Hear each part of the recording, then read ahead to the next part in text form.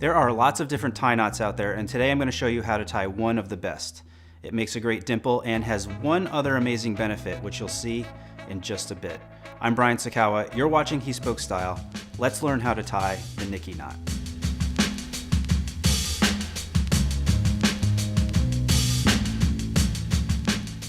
Start with the seam side of the tie facing up, wide end longer than the narrow end. Cross the narrow end over. Bring the wide end up and over, wrapping it around once.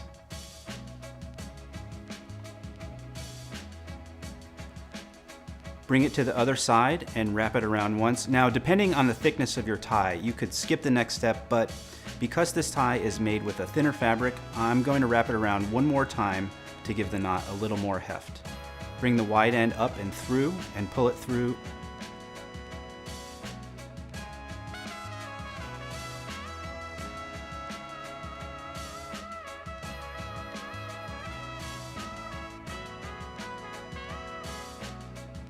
Start with the seam side of the tie facing up, wide end longer than the narrow end.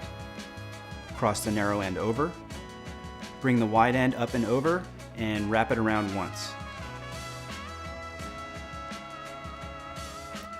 Next, bring it to the other side and wrap it around one time. Now, depending on the thickness of your tie, you could skip the next step, but because this tie is made with a thinner fabric, I am going to wrap it around one more time to give the knot a little more heft.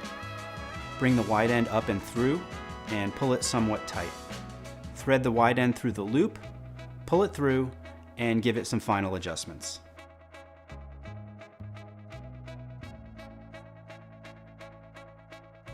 There you have it, very simple to tie, makes a great dimple, and as I mentioned, there was one more benefit to this knot.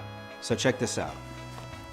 When you are going to take your tie off, you just pull the narrow end through and there's no knot. So I've been using the Nicky knot a lot recently. Between this one and the double four-in-hand, those are my two go-to tie knots. Thumbs up if you like this video, leave a comment below, and don't forget to subscribe to the channel. Thanks for watching, and stay tailored.